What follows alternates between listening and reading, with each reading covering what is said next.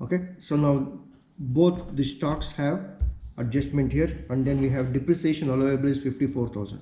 So coming back to depreciation here, depreciation is debited as 73,000, but whereas the allowable is only 54,000. That means he has charged extra excess, and that excess has to be removed. That means it has to be added back to the profits. And then legal charges are in connection with the purchase of land. See, purchase of land is purchasing a land is basically a capital expenditure. Any expenses which are incidental to the capital asset, will say the purchase of capital asset should be added to the capital asset itself in order to know the exact amount of capital expenditure. So therefore these legal charges are, so it is a capital expenditure here. It has to be removed from the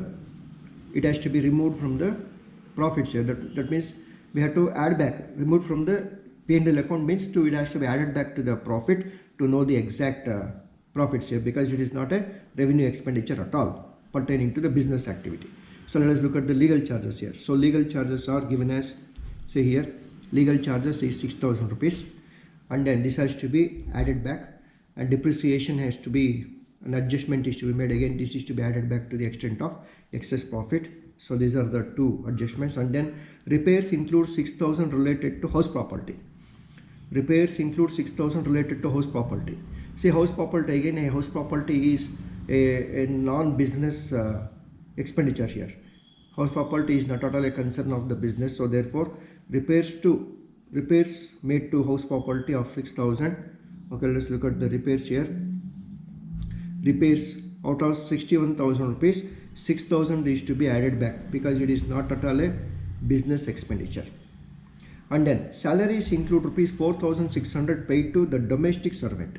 Say when a payment is made to the household activity, so in that case it is not related to business at all. So it is very simple to understand. So therefore, so any household expenditure or any personal expenditure, will say, which is debited in the P&L account has to be eliminated. That means it has to be added back to the profits here. So salaries, okay, salaries.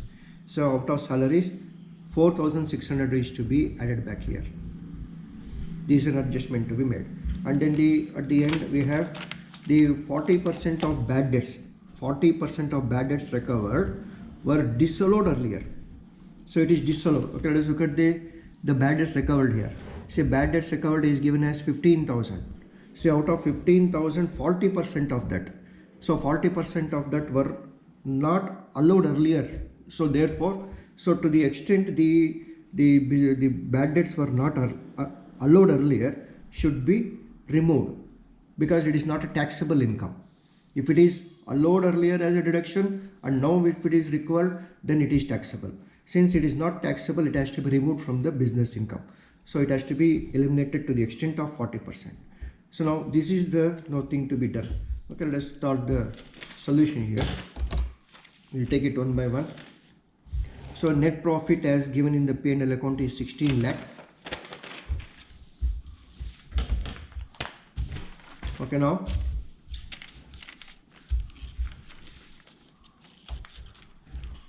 net profit is 16 lakhs. So taking the adjustment as we have discussed here, so we have to add, I'll take it as add. So what are to be added here? So 3 items are to be added here. So out of the given information, I will just write it in short. Okay, the very first one is, what is to be added is inadmissible expenses. Inadmissible expenses are to be added. And then the second item to be added is the business incomes which are not credited to the P&L account. So I will just write it in again short. Business incomes not credited. Okay, not credited. Business incomes not credited in P&L account. It is implied. And then the third one is overvaluation of opening stock or undervaluation of closing stock, whichever. So that is to be added back here. Okay, so let us take it one by one in the order of the given P&L account here. So the very first thing is the salaries. See, out of salaries, as we have discussed, we have to add back 4,600 rupees here. Okay, so I'll write it as, this is what? This is salaries paid to the domestic servant. I'll take it as salaries paid to domestic servant. Domestic servant, 4,600 rupees. Okay, the next item is interest on capital. See here, interest on capital is given. See, interest on capital should not be allowed as a business expenditure. So this we have discussed under the inadmissible expenses. So it is one of the inadmissible expenses. So therefore it has to be eliminated. So I'll write it as interest on capital. That is 1,72,000. 1,72,000. And then drawings. Drawings 1,10,000 is given here. 1,10,000 is the amount of drawings. See, this drawing is nothing but a personal expenditure, because this is drawing the money from the business activity. So therefore it has to be evaluated. So take it as drawings. Since it is a personal expenditure, okay, write it as personal expenditure here. So this is 1,10,000. And then we have rent and taxes. It is allowed and there is no adjustment to that. And then donation. So to donation 25,000.